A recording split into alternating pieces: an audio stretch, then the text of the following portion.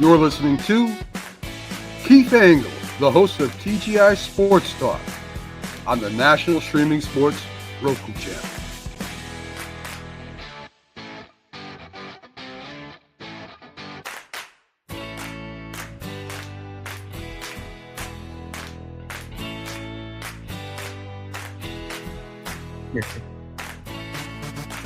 Good morning, everybody.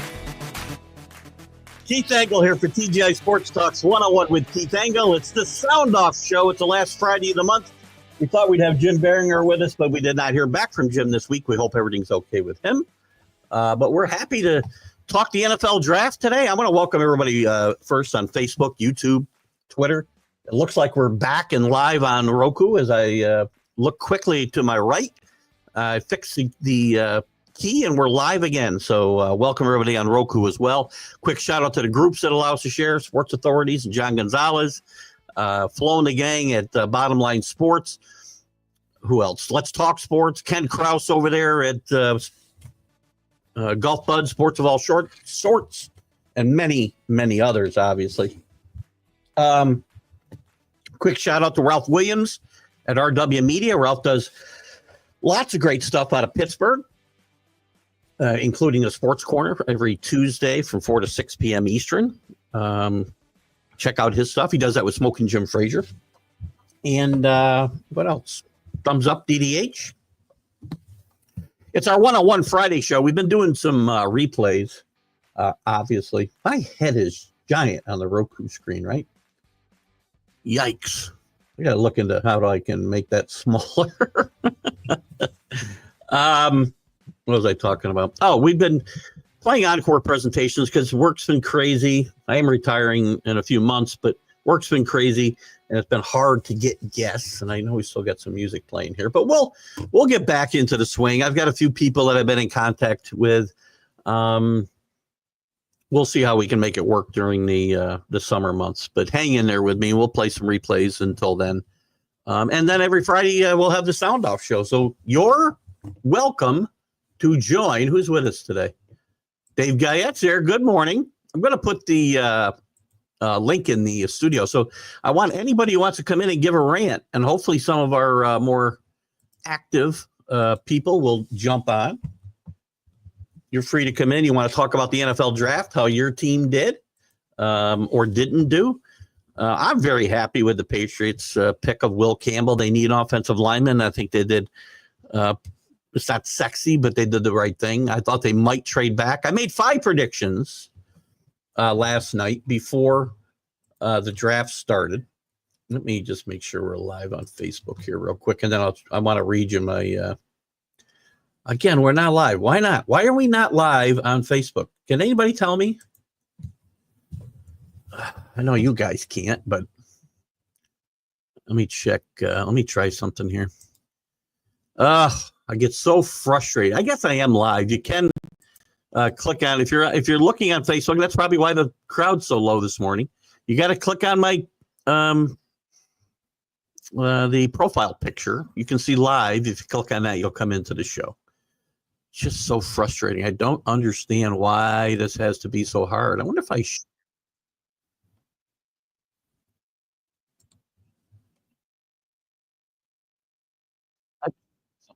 how that works out.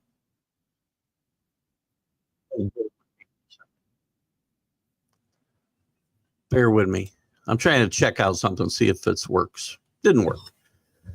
Oh my God. Anyway, hopefully you guys are finding the show. Here, we're starting to get a few guys. I want you to come in and talk about your team's draft pick. We'll go through the draft picks. I think, listen, last night, I don't have a lot of losers. There's a lot of winners in this draft. Losers, yes. Shedeur Sanders falls out of the first round at 6 o'clock last night-ish. And I think Rick can, if Rick Sherlock's with us, he can verify this. Anybody who's on the TGI Sports Talk page. Actually, I can tell it's 14 hours ago. So well before the draft started. I made these handful of hot takes.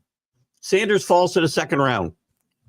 I mean, maybe that's not a hot take, but there were still people thinking he'd go 9 to the Saints, 7 to the Jets. 21 to Pittsburgh, right out of the first round. I think he'll get taken here at 33 by the Browns. They pick at 36 as well. If they don't want him, he may go to 40 and the Saints, unless somebody trades up. I also said the Giants would trade back into the first round for a quarterback, not named Shedeur Sanders. They did that, took Jackson Dart. I know there's some talk that this is not a good pick. This was a great draft for the Giants, in my mind. What else did I say? Jets take Membu. I thought that was, and it's a safe pick and a not a sexy pick, but a smart pick for them. I had the Saints taking Warren. Not sure what the Saints were thinking about. I don't blame them for not taking a quarterback. They can get one later. Quinn Ewers. Shedeur Sanders will be available, obviously, today if they want to trade up. But watch them take quarterback here in the second or third round. Cowboys take McMillan, but they didn't get a chance because Carolina grabbed him at 8, I think. And the Vikings, I thought, would trade out of the first round because they only had 4 first-round draft picks. I'm still a little shocked that the Vikings did not use the opportunity to acquire more picks. There's not enough talent. Well, I shouldn't say that. There's good talent throughout this draft. There's some really value picks that we're going to see second, third, fourth round. Maybe even into the fifth round, you're going to find some good draft picks. Not a lot of great players at the top of this draft. But teams did well. Jaguars did well, trading up, getting Hunter. Everybody talked about them trading back, either taking Giante at where were they? 5, or trading back. Didn't do it. They traded up, got the guy they really wanted in Travis Hunter. He's going to help them. They need help at wide receiver and cornerback. He's going to help them in both places. Now, he's not going to play every down. He can't. Nobody can do that in the NFL like he did in college. Can't be done. Giants are winners last night. Great job. I know the Mad New Yorker shockingly thinks they suck. It's a great move. The team's not good. They did a brilliant job of getting the quarterback they wanted and not have to take him with the 3rd pick in the draft. Tremendous job. Jordan Love's a big winner. He gets a top-notch wide receiver. Golden's a really good, talented wide receiver. Might take some time to adjust to the NFL. Rodgers, he's a winner. Pittsburgh took no quarterback yet. Eagles continue to find great talent at the back of the draft. They took Campbell, a linebacker out of Alabama, who's top 10 talent. Only wasn't picked that soon because he had some injuries, shoulder issues. Eagles keep finding guys that other people find issues with and turning them into great players. Caleb Williams, this whole offseason, I think, has been good. I would have taken Warren over Loveland, but I'm okay with the pick. Bryce Young is a winner in getting McMillan and having somebody this team would leg it over there. And the Carolina might be on their way. Thibodeau with the Giants. Them getting Carter, who is a generational player and will create chaos in backfields. The Giants could be better just because their defense can help carry them. Can't read my writing on that one. Colts, I think, are a winner. Nice pick in getting Warren themselves. Chargers. Hampton falls all the way to them. I thought the Steelers, when he was still there at 21, they would take him for sure, and they didn't. Then I thought the Broncos would get him, and Sean Payton had made out because he didn't have to make a move. And they still got Hampton. They passed on him. Falls right into the Chargers' hands. They're going to have a great backfield with Najee Harris, guy whose name I can never remember, but today I did. So anyway, a lot of winners. OSU, we talked about Ohio State maybe only having 1 first-round pick. They had 4 offensive linemen. Everybody wants to protect their quarterback. A lot of tackles went in this draft. Losers, Sanders, obviously. Falcons, why are you trading your first pick in next year's draft to move back into the first round? Crazy. Saints, I think, are a bit of a loser in this first round. Will Johnson from Michigan falls from John Gonzalez, our good friend at Sports Authorities, had some people in the know said the Patriots might be taking at 4. He got picked in the 20s. So how did your team do? Chris is looking forward to see Fernando Rodney now that the Hamilton Cardinals are up here in the Independent League in Ontario. Did we talk about that on the MLB update last week? I don't remember. I feel like we talked about Fernando Rodney recently. But this is Sound Off Show, guys. I see some people starting to pop in. If you don't see the there's John. You want to pop in, John? I want to talk about lots of shocking picks last night. Yeah, I agree. There were some surprising picks, but I thought other than a handful of teams and players, I thought everybody was winners and very few losers.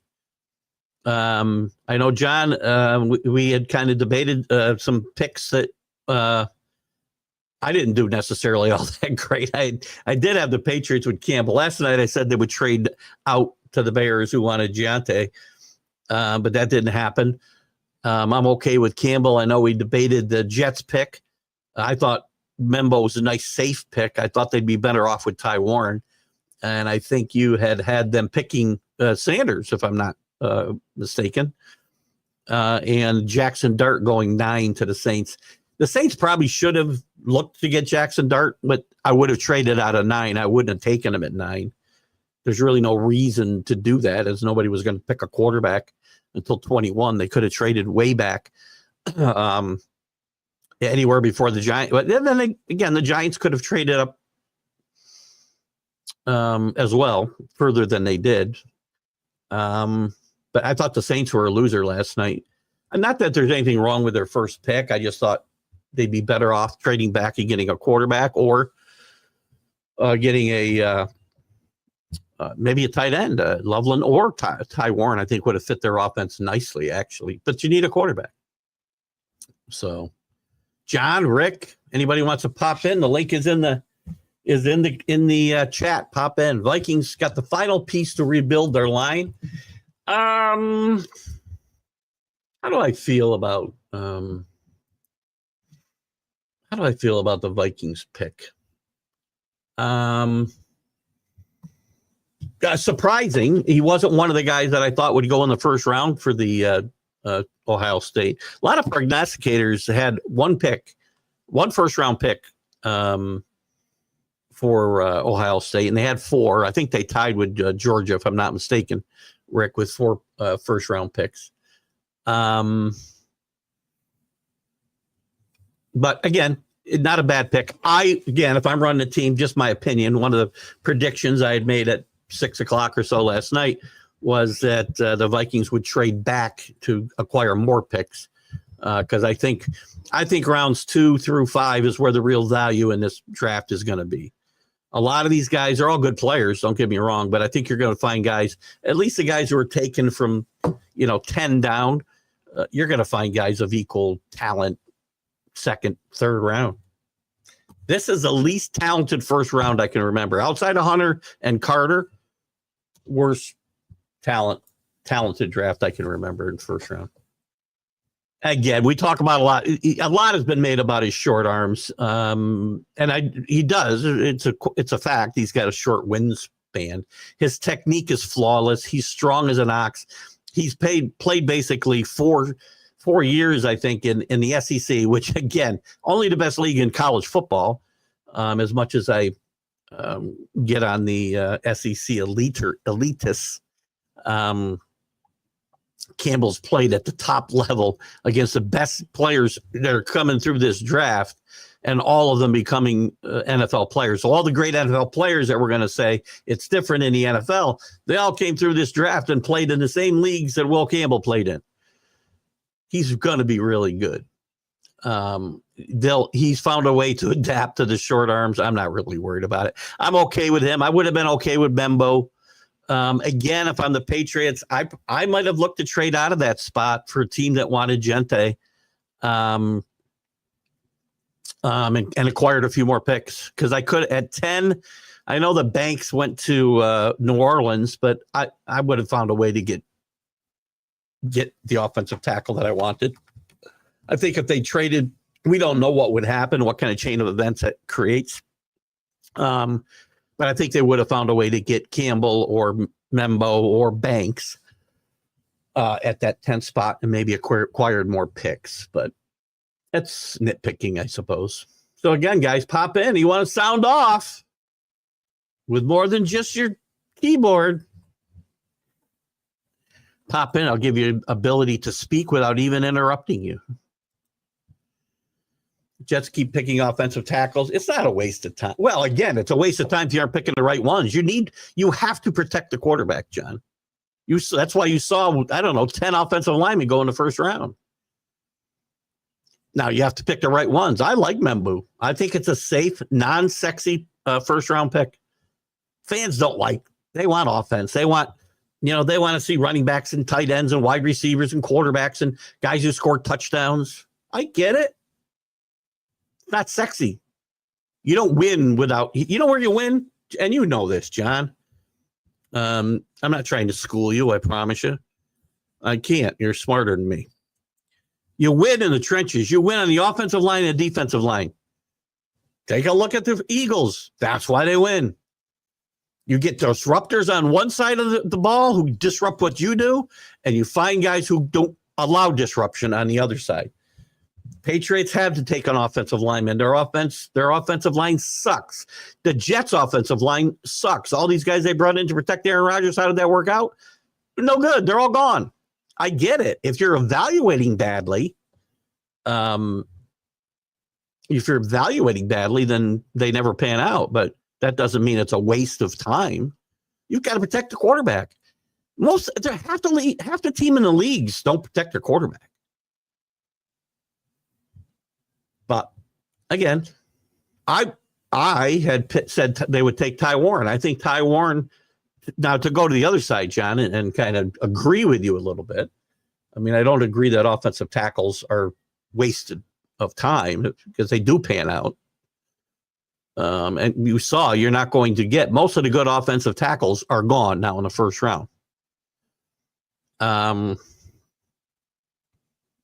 think the really good ones. I think Kansas City got the last really good offensive tackle. There's others.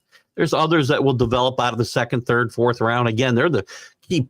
These are the key rounds in the draft. This is why we get wrapped up in first round picks. But to me, you build teams in the second, third, fourth, fifth round. That's where you really build your team from. But to back up your comment, John, I would have gone with Ty Warren if I was the Jets because I think he would have helped Justin Fields immensely. He would have helped the offensive line and block a little bit because he does it, but he also can play all over the freaking line up everywhere in the backfield and on the line. And I think he's a better tight end, less traditional tight end than Loveland. So I was a little surprised Loveland went before him. But if I was the Jets, I might have taken Warren. Georgia had 3. I thought they had 4. My bad. You would know better than I. So waiting to see somebody pop in here. Oh, we can't get Chris on because his big, I would call it AM radio voice, by the way, because I'm old school, Chris. FM, there's not even any DJs on FM, man. You're an AM guy for sure. You guys got to hear some of the messages Chris leaves me. It's funny. It's not funny. I love his voice. And he's got different. He's got some different tones he can use. So, what are you doing at the library? By the way, it's none of my business. But what the hell are you doing in the library at 9:19 in the morning? Giants had a great first round. I agree. I know Carlos, the Mad New Yorker, not shockingly, was in on the Mac and Jack show. Came in commenting how the Giants totally blew it in the first round. Giants had a great first round. Right? They get that disruptor that I'm talking about in Carter, who's going to be tremendous. And he'll help them now. Danny Fuller, wherever you are, I'm not picking them to make the playoffs. But that defense is going to carry them to probably the wins that Dabo and Shine need to continue on running that team. And moving up for Jackson Dart. So, again, I look at it this way, too. Jackson Dart's not ready to play. He might be third string. He may not even suit up all year. Who knows? Won't matter. Shine and Dabo did the right thing by the franchise because they helped themselves now because they need to win some games or they're not going to have their jobs. But they also did right by the franchise by getting back into the first round and finding a guy that could potentially be their number one quarterback going forward for a long time. Not this year and maybe not next year. He's a work in progress. I mean, he played in a very simple offense at Mississippi. Excelled. He's athletic. He can run with the ball. He's big and strong. He's got a good arm. He's got everything you need in a quarterback to mold a quarterback. Just don't expect him to be there this year. That doesn't mean you failed, Carlos. Loveland to the Bears was a surprise. I thought a bit of a reach too, John. We certainly agree there. I like Loveland. Don't get me wrong. I would love to have seen him fall to the second round. The Patriots get him. I think the Patriots may take a shot at Arroyo with their second round pick, unless they think he'll last in the third round. Arroyo is a tight end out of Miami. I do think that it will also fortify the offensive line, as he's a good blocker, and it gives Drake May another target. But I think as far as Loveland goes, he's first round talent, but I saw him further down the line, not at 10. And if I was going to take a tight end there, it would have been Warren. I mean, to me, Warren was at least every draft board I saw, he was ranked well ahead of Loveland. Where PPF have, hang on one second. Where's my big draft board? Oh, crap. Did I get rid of it? Oh, no, I didn't. It's right here. How do I get to my big draft board? Hang on. Bear with me. Here we go. I want to see where, they had Warren. I keep saying Ty. I don't know whether he likes Ty or Tyler. Sorry if I hope I didn't upset you, Tyler. 12 and Loveland at 16. Arroyo at 59. So there might be a bit of a reach for the Patriots to take him in the 30s. I don't know if he's going to last till they come around in the second round. That would be late. I'm sorry, third round. That would be late second round for him. But they could trade back in there. We'll see. I think the Patriots come away with Arroyo. Just a hunch. Hello, AC. Good to have you with us, my friend. Again, AC, you too. If you want to come in, you see the links. I'll post them again. Anybody wants to pop in and sound off, I'll give. Listen, we can talk about the draft and your team. Other teams, Shadur Sanders, not shocked he fell out of the first round. Up until Wednesday, I had him going to Pittsburgh. The more I read, the more I just kind of contemplated and I looked at the draft board. I'm thinking, no, he's not getting picked by anybody in the first round. He'll probably go to the Browns with the 34th pick, first pick in the second round. AC, good to have you. Anybody wants to come in and talk about anything? Sound off on the draft. The Knicks last night, big win by the Knicks, by the way. The draft over what did I say? Over, I can't even come up with the word that I want. Overshadowed, there we go. Overshadowed the Knicks in the NBA playoffs last night, but big win for the Knicks, and they got the offense moving because game 2 was just Brunson dribbling the ball. I thought Carmelo Anthony was back on the team. I love Brunson, but every now and again, man, he turns into a black hole. Last night, 3 guys, I think, with 30 points or more.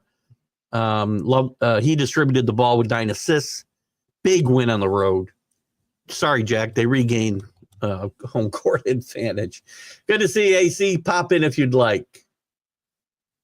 Jets drafted Becton. He did nothing. The kid they drafted last year, another tackle, good for nothing.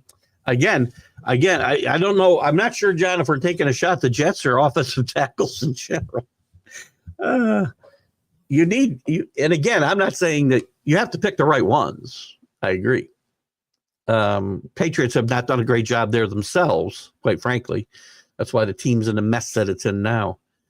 And they're probably going to have to pick a few more offensive linemen before we get out of this draft, which is going to make it hard to get weapons for their quarterback. They did bring in Diggs, obviously, but I'm not sold that that's a great move. I can't tell yet if the XFL brings a packed house or if everyone just has to sit in the same side. The XFL does not bring in a packed house. I will tell you that right now. The XFL, the USFL, the USL, the UFL, whatever freaking leagues are out there, you're not making any money. You're not getting people in the stands. Just give it up the ghost already. I think Cleveland takes Sanders. I mean, they could gamble, and they do have 2 picks in the top 5, I think. Where's my? They picked 33rd and 36. They could gamble and take another player at 33 because you got the Texans and the Titans coming right behind you, but you run the risk of somebody trading up and getting him. If the Browns don't take him and there's no trades, where's he going to go? Raiders might take a flyer on him at 37. Patriots aren't. Bears aren't. Saints at 40 is a possibility. Then you got the Bears again. Bears listen, Loveland might have been a reach, but the Bears are primed to have a great draft here. They might trade back with one of these picks. We'll see. Who is that? Is that the Rams? Who is that? Oh, that's the Jets at 42. If he gets to 42, the Jets might take a flyer on him. I do think the Jets take a quarterback somewhere here in this draft. No, he's not the 45-year-old tight end. I think his name was McMillan, something like that. He's not getting drafted. Royal was their number 1 tight end. The medicals on him are not great, which is one reason the Patriots may not take a run at him at 38. Problem is, I'm not sure if he's going to make it to when they pick in the 3rd round, which is where are they picking at 69? It's possible. They'll either gamble. I think they'll take. Here's what I think they'll do. They won't take him with that 39th pick, whatever it is. I think they take possibly another offensive lineman. They could take Bond from Texas, and then they either roll the dice and hope they get a Royal at 69 or maybe move up. We'll see. I don't know. I'm guessing. It's all guesswork. What's this error? Huh. Are we still not live on TGI Sports Talk? You guys, who's coming in from there? Let me see who's in from here. TGI Sports Talk's got some viewers, so I guess we're being seen everywhere. So, guys, it's a sound off show. It's your show if you want to come in. We'd hoped to have Jim Behringer on as we promised every Friday, but I didn't hear back from Jim, so hopefully Jim's doing okay. And we'll try to fit him in somewhere here along the line to talk Stanley Cup playoffs. We can talk anything you want today. The draft is just the main topic of conversation, and we'll talk more on the Stream of Consciousness Sunday. We also have the MLB update coming up at 3 p.m. today. We got some things to talk about there. But this show is, you can come in and sound off on anything. You can sound off in the comments like we do on all the shows, but it's the one show where you get a chance to come in the studio. I'll sit here quietly while you rant about whatever you want. You can rant about me. John, you can come in now and talk about what a buffoon I am about my view of Joe Namath. And I'll have to shut up until you're done with your rant. I do think Joe Namath belongs in the Hall of Fame. I just said he's overrated. Oh, my God. Anyway. Oh, guys, I like to have fun in these shows. You guys make it fun. John knows, and I know John knows this. We can disagree. This is one thing I pride myself on. Most people. I guess there's been one or two through the years that I probably have broken my rules. But we engage, we disagree, we argue, whatever. At the end of the day, we part friends. I don't care about any of that stuff. I don't care about people's views. People's views are their views, whether it's sports, politics, life in general. I'm just looking at how big my head is on this TV. Wow.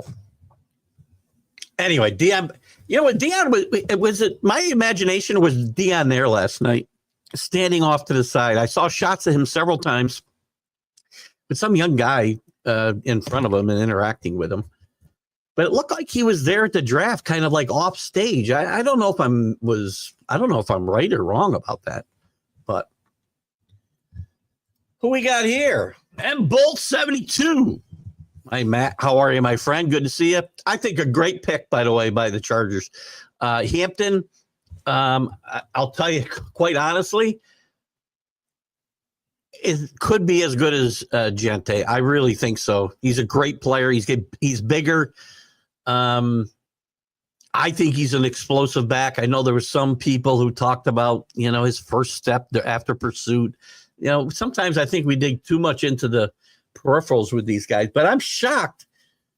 And I think he fits Harbaugh, what Harbaugh wants to do perfectly. Him and Najee Harris are going to be very good together. But I'm shocked, by the way, that several teams didn't go in this direction. I'm not shocked he fell as far as he fell. I'm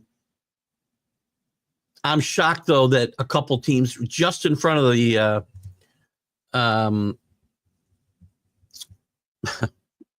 who thought the Chargers didn't take him. When he fell to 20, I even thought Tampa Bay might take a shot at him, quite frankly, at 19, but they made a nice pick in getting Ibuka from Ohio State. Denver, I thought all the talk was that Peyton may trade up. He was one of the guys talking to the Patriots, talking to the Jaguars, trading up for a running back. If it wasn't Giante, it might have been Hampton. But he doesn't make a move, and he falls right to him at 20. He's a really good player in Barron, the cornerback out of Texas. But he fooled everybody because I thought he was going running back. There's a couple of guys that still some value picks that will get picked in the second and third round. I think the NFL still doesn't want to pay these guys first-round money. I think that's part of the problem. But then, Matt, when the Broncos passed on him, the Steelers are sitting right there, and I'm thinking, perfect pick. They just let Harris go. This team needs an identity. They need to get back to running the football. They don't have a quarterback. And Shooter Sanders was, again, slotted here by a lot of people, including myself, up until yesterday when I decided he wasn't going in the first round. I thought they're going to take Hampton. They take Derek Harmon, another nice player. Trench guy, falls right into the Chargers' hands. Great pick. Omarion Hampton is going to be a player in this league probably as soon as next year. Running backs can contribute faster than maybe any position, in my mind, out of college. So great pick by your Bolts. Yeah, and Trent Grisham. Here's a guy that last year was a stiff, and the way he plays, maybe he is a lazy player, but he didn't look to hustle last year. He didn't look interested. His body language was awful. He didn't hit, and I was shocked when this guy was part of the roster this season, Matt. And Matt, by the way, click the link. You want to come in and sound off on any of these things. I'll sit here quietly while you rip me or rip your team or talk good about me or the teams. It doesn't really matter. Click one of the links. Come in and talk live if you'd like. But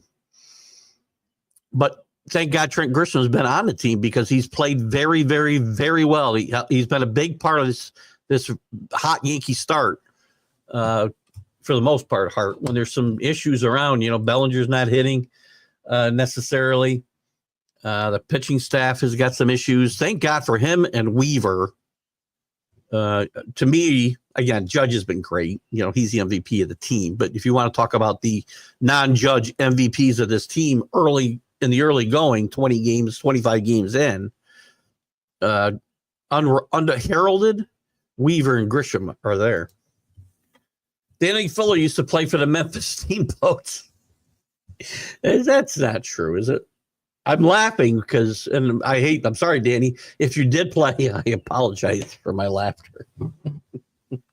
I feel like I would have known that by now, but if he did, please tell him if you're serious, John, because I need to know this now before I see Danny again.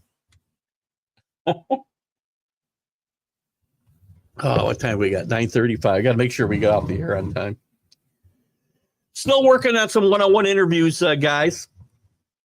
I'll put the link. Matt, if you see the links, pop in.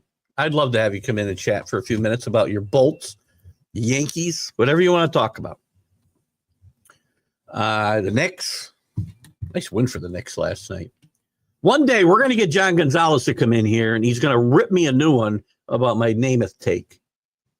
I keep trying to do it. I keep trying to bait him in here, and I can't do it.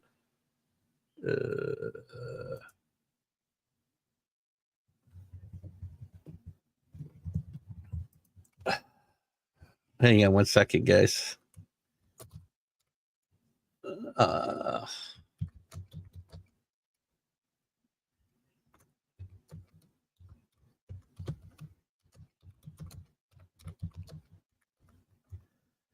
Little work situation. Anyway, so Danny Fuller, Memphis Steamboats.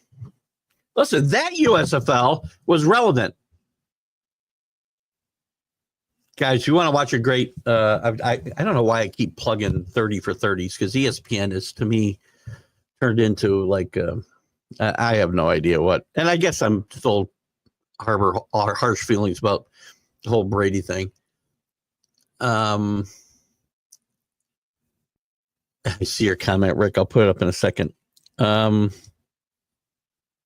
Who Killed the USFL is just a tremendous 30 for 30, tremendous documentary. If you haven't watched it, watch it.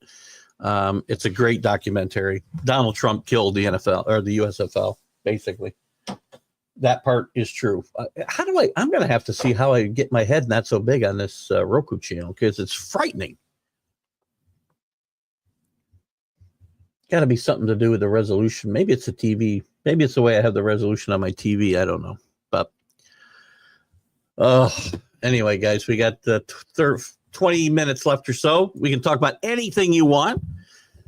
Keep working on Touchdown Tommy. Tommy never returns my message. And Tommy wants to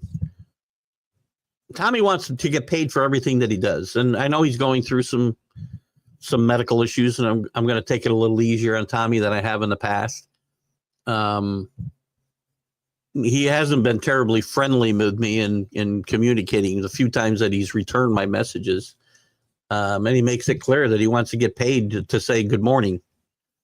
That doesn't seem to have changed with his situation. Rick, just like that I can see. I've worked on him for a long time, man. We got some guys in the hopper. And it's really more just me. Chris, if you're still watching, I had to apologize to Chris, because I know Chris has reached out to a few guys. Some haven't responded. The Neil Lundsman, former CFL player and politician up in Canada, hasn't returned my messages, probably because of our relationship with Canada at the moment. Maybe, I don't know. Snyder, I think it's Snyder, the hockey player, hasn't returned. But give me the name, Chris, because it's escaping me. The left-handed catcher from who played in the major leagues.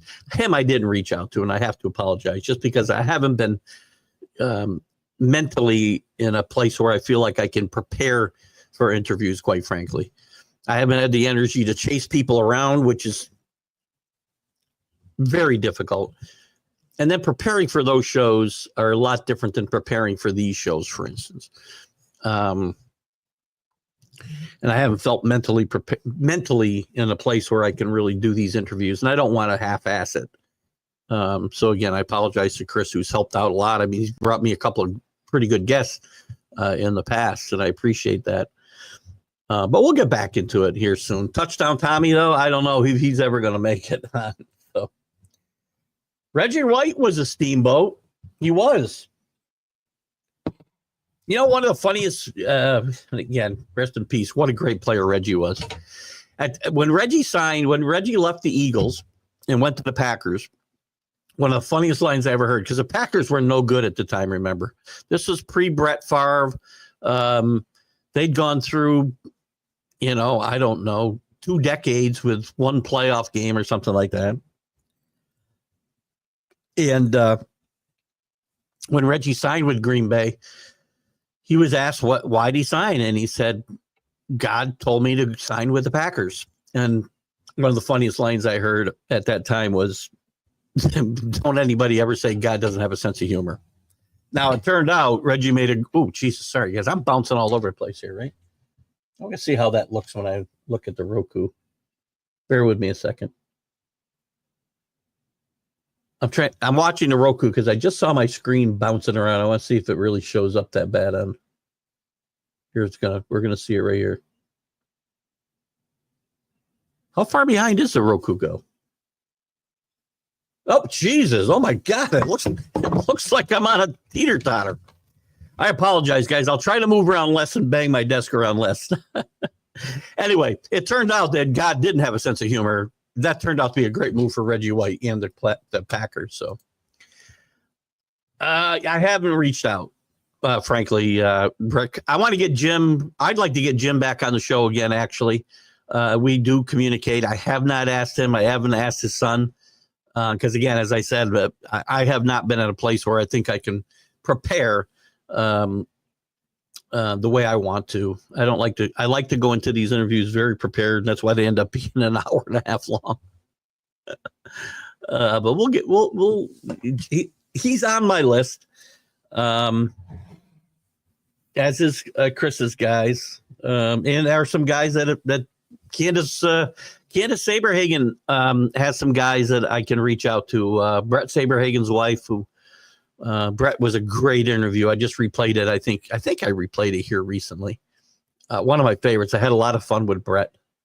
I've been nervous going into some of these interviews because of guys who are listen, Brett Saberhagen's as big as anybody I've had interview, I think. Well, I had Louis Tiant, Denny McClain. So some very, I think, accomplished players and people. But I was really nervous about the Mike Westhoff interview because, you see him, he's really kind of brash. You see him in like mic'd up and whatnot. I had so much fun with Mike. He was so relaxed and laid back, and I had a lot of fun with him. Problem is, I deleted it without downloading the interviews. I've only got a handful left that I can replay because I didn't download them all. Dummy. Chico Escuela should be on my show. He's living, I believe, isn't he? Garrett Morris, I think, is still alive, so I could probably get him in character as Chico. We could work on that. It would be fun, wouldn't it? Because baseball been very, very good to him. I'll work on anybody. John, I know you have a lot of guys in your universe. If you know anybody that you got to be in contact with some of these guys around the Jets and the Giants. Former players. I tend to go to former players. It's hard to get active players. But I found a lot of guys in some of the groups, quite frankly. John's group, Greg Rawlings and America's Pastime, the Love of Baseball. I mean, I found a lot of guys who have come in through there. Some of the football groups have been awesome. I think we've kind of evened it up, but baseball players, and maybe it's just because of my connections, I tend to land more baseball players than I do football players or coaches. So we'll get back into it. And again, it's my fault.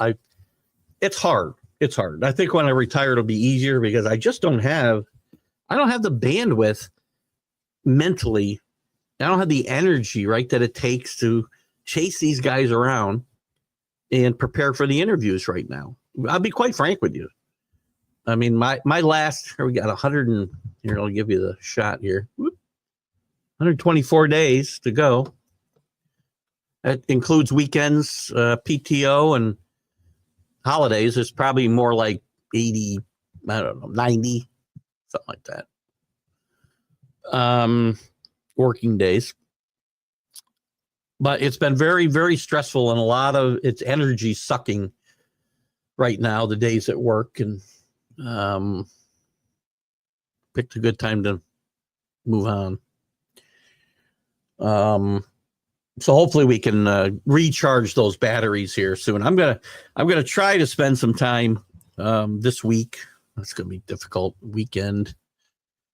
Anyway, month end.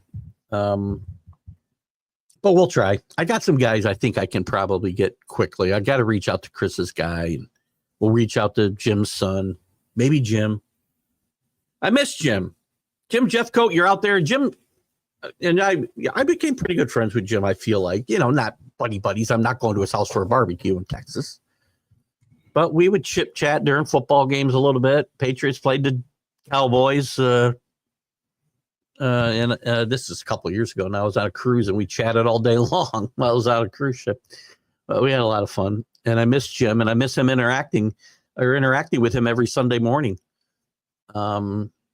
Byron had told me, Byron Williams, who had done a show, and that's funny. I see Max still runs the ad for Jim and Byron's show Monday nights. They haven't done it in quite some time. I don't believe they're going to be doing it. Byron had intimated to me that they were going to be doing something together here in the future, and I haven't seen anything yet. But we'll see. I have to reach out to Byron and Jim, see what's going on there. Yeah, get those guys on together with Jim's son. Who did I reach out to the other day? I said I wanted to get him on with his son, Larry Heisel Jr., who does a lot of marketing, I think, in the sports world. I wanted to get him on with his dad. Hasn't worked out. I reached out to Doug DeSensei, who was one of my interviews from early on, I think, in my foray into this, probably the first year. It was a really fun interview. He was going to get me Bobby Gritch's number and didn't. I just reached out to him and I said, I'll get both you guys on. So we got some connections we're still in touch with, and we'll get back into it. Just a matter of me, and I need the energy. You miss Jim and Byron on Wednesday nights? Yeah. I still chit chat with those guys now and again as well. As I said, I haven't reached out to Jim in a while. Jim had a lot of things going on, I think, and hopefully everything's going well for him. And we will. I'm going to get Jim on. I'll get Jim on the one-on-one show, and then maybe his son as well. So we might have a tag team, or we might have separate interviews. But once I get back into the swing of things, we had Byron on a few months ago. I had a great chat with him. But I'll reach out to anybody if anybody's got but I need a way to contact them, right? Chris has been very good about the guys he sends me and giving me some way to try to at least establish some communication. So I should bring Danny. I should bring Danny on. Maybe we will schedule a one-on-one with Danny. I get him at so it'll be 6 a.m. his time. He wants Popeyes at 6 a.m.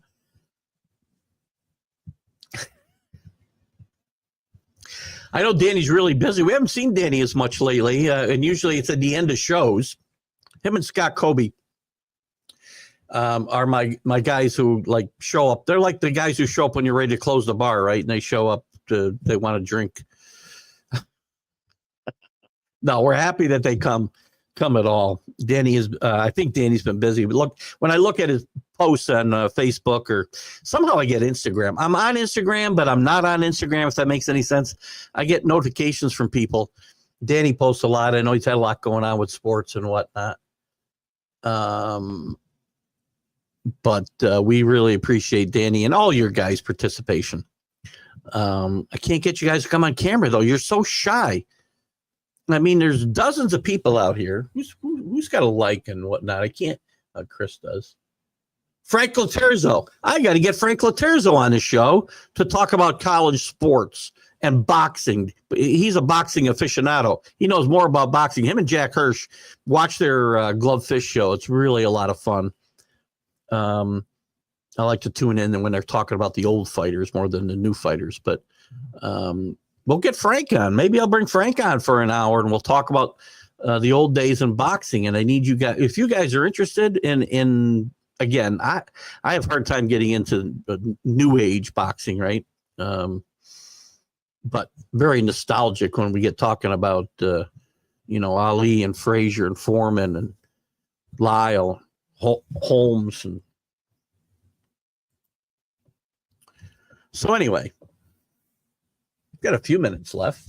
Guys, draft wise, again, I don't know. I've gotten off topic here. It was a good Thursday night. Yankees were off. Knicks with a nice win last night against the Pistons. I'll talk about that a little bit. And then we got the NFL draft, and we're going to wrap it up. The Knicks last night, 118-116. Again, they nearly blew a decent lead. They had a pretty good lead at halftime, still had a pretty good lead in the fourth quarter, and nearly gave that away. But much better ball movement. Jalen Brunson didn't do his Carmelo Anthony imitation last night. He did score 30 points, 7 rebounds, 9 assists. Very impressive. Towns didn't disappear last night. He took 2 shots, I think, in game 2 after halftime. He scored 31 last night at 8 rebounds. Bridges was much better, shot well, 50% from 3-point land. Anunoby played well, 22 points, good defense. And they kept Cade Cunningham again in check. 10 of 25 he shot. He got 24 points, so it took 25 shots to get it. He did have 11 assists.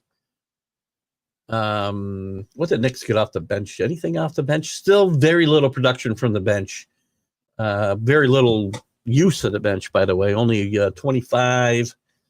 38 minutes total off the bench. I'm sure the Mad New Yorker is really screaming about that, by the way. But at least, again, better ball movement. I don't want to see this team's offense turn into the Carmelo Anthony Knicks where it's a black hole. It goes to Brunson and never comes out. I don't think they'll get by Boston either. I think it's important. For the continued momentum of this team. We got to remember where this team was 4 years ago. Tom Thibodeau's done a great job. It might be important for Tom Thibodeau's job security to win this round against the Pistons and take a game or two from the Boston.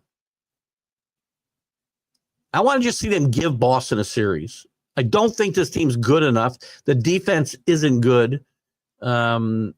They don't go deep enough. The bench is very, very iffy. Payne had a nice game in game 1 against the Pistons, but has pretty much disappeared the last couple games. Miles McBride got all of 9 minutes last night. PJ Tucker, I'm a little shocked we don't see him a little bit in spurts because he's a guy who knows his role and can go in there and play some defense. Body guys up a little bit. Hopefully we'll see more of him. I would love to get Roger Gifford on. Craig, I've reached out to Craig Phillips a few times. I would love to have Craig Phillips on. But you know what? Maybe I will reach out to Roger.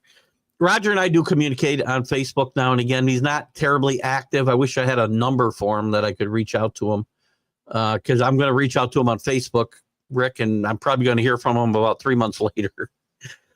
I did get a nice reply to a happy birthday message here a few months ago, but I'd love to have Roger on. I've reached out to, and again, I think with the Mohawk season coming up, I do want to circle back with, I don't know, do we know, is Keith Griffin coming back to manage or coach that team again, Rick? There's one that I do want to do is get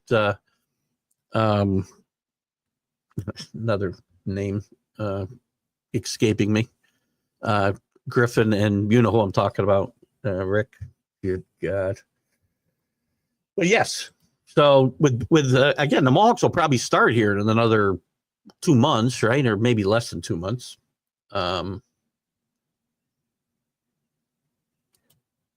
Let's see. That should have traded someone else besides Dante. I agree. One thing, this team misses Dante a lot. He brought not just the 3-point shooting, right? It was the energy that he brought to the floor. They miss a lot, John. I agree 100%. I'm okay with Towns being here, and I think he's a really good player. I just hope he doesn't continue to disappear in big games and big moments. But they miss Dante a lot. They miss that energy on the floor. Griff's back. Who? Oh, Griff is back. Sorry, Griff. I just asked you a question. Griff is back and Brian Spagnola. I want to get both those guys. I know you gave me their contact information a while back, Rick, and I might have friended Brian. I friended one of the Spagnolas recently on Facebook, but I know you gave me some contact information. When's the season start for the Mohawks? If you can give me that quickly, then we're going to get ready to get out of here. I do appreciate you guys participating. Sorry we can't get John in. John, are you working? I wonder why I can't get you on screen on these sound off shows. Are you shy, John? Are you here I am trying to bait you into coming on again. I was going to say, are you shy about coming on and ripping me a new one about my Joe Namath take? June 1st is when they start. Oh, so May will be a good time to get them on, hopefully, maybe. Sweet. See you later, Matt. Thanks for popping in and commenting. Congratulations to your team in the first round. The big moments are tonight. I like the second and third round a lot. I think tonight's coverage is, to me, a lot more fun. We get more picks. There's a faster pace, although last night was a little faster than normal, I think. Or at least it was in the early going. It started to drag late. But I like tonight a lot. And, team, this is where you win the draft, I think, is day 2 and early on day 3. So, Broadway Joe. I don't really mean to disrespect. I know I did disrespect Broadway Joe, but I apologize for that. Sort of. I kind of stand by my comments, but I kind of back away from them at the same time.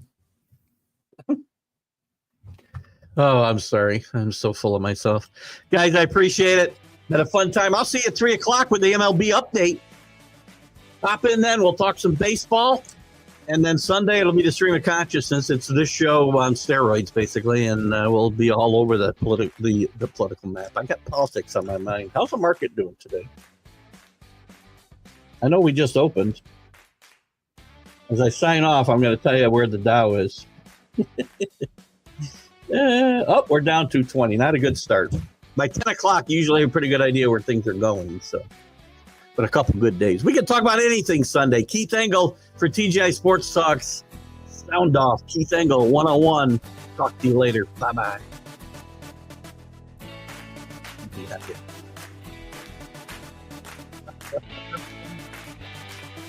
Football season is here, and SeatGeek is my go-to for buying tickets. Now with SeatGeek, every single ticket is backed with their buyer guarantee. We've all had plans change, and when you can't make it to the big game, SeatGeek has you covered. They're the only ticketer that allows you to return your tickets ahead of the event for credit with SeatGeek swaps. So when things come up, I know that my tickets won't go to waste. So what are you waiting for? Download the SeatGeek app to maximize your possibilities and shop live events.